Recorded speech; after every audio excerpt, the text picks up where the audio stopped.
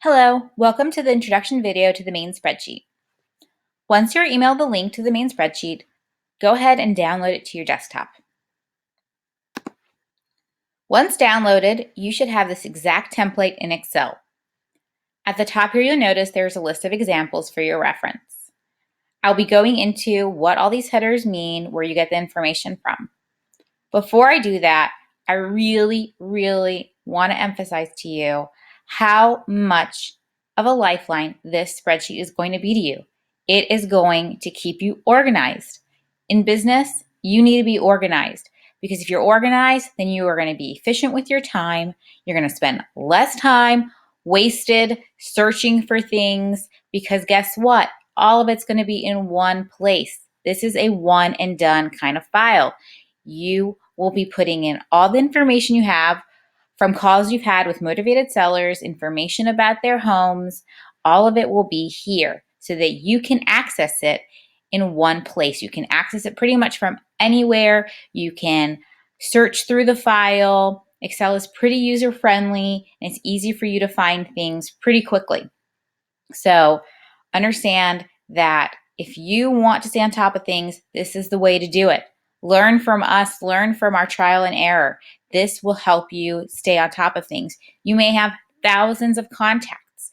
It's nearly impossible to remember every detail from every conversation you've had without having somewhere to reference. And this will be that place to reference. Everything will be in one place. It's not going to be jotted down on random pieces of paper throughout your house and your office. Everything will be here. So pay attention because this is how you are going to start off on the right foot and go in the direction that will lead you to success. Okay, so here we go. At the top, you'll notice from here to here, property address to assessed value. All this information is going to come from your motivated seller lists. You're going to take that information and you're just going to simply copy and paste it into these files. Pretty easy to do. Next, you'll notice, this is important, your date mailed.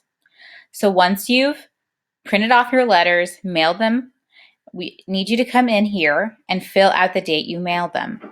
The reason we want to keep track of this is because we want to know what your return rate is. We want to make sure that the areas that we are targeting are areas that you are going to be successful. So make sure that you keep track of that as well. Called in date. So hopefully once the letters get sent out, a few days later, you're going to start getting return phone calls regarding those letters. So the date that those people call into you, you are going to put that date right here. This is important because we want to make sure that we are staying on top of our follow-up. So put that here. Also from the voicemails they leave you, the contact name. That's important. The contact name may be different than what is listed as the motivated seller name. Perhaps the motivated seller was a parent or a grandparent who is now deceased. So that may be different. You make sure you keep on top of that. The phone number that they leave for you to contact them, you can list that here. You can also list their email address. Why are they selling? We want to know why they motivated to get rid of this property. Are they getting divorced and need to liquidate their assets? Are they not interested in being a landlord? Do they not have the money for the repairs on the property? Are they too far away to logistically manage it?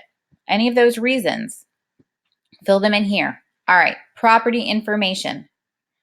This is the backbone to this file. This is what's going to keep you on top of everything. It's going to keep you organized in a way that you can't even possibly begin to understand. Like I said, you may have thousands of contacts. You're not going to remember the details of every conversation. We need to know more than, is this a 3-bedroom, 2-bath, 1,000-square-foot house? We need to know the details. This is where you're going to look up information before you pick up the phone and talk to that person, because the most important thing in this business is letting someone know that you've heard them. It's about making a personal connection where someone can learn to trust you and respect you and understand that you're hearing them. You're hearing them. This might be a house that they grew up in. that they have very personal ties to, and it may be difficult for them to say, yes, I want to let it go. So by keeping up with the details from that conversation, let's say you've not spoken to this person in months, you can come here, read this, and know where to take off. Another thing is perhaps you're working with your spouse or with a partner. This is somewhere that person can go to, read the information, and then pick up the conversation where you left off without feeling like they're starting at square one.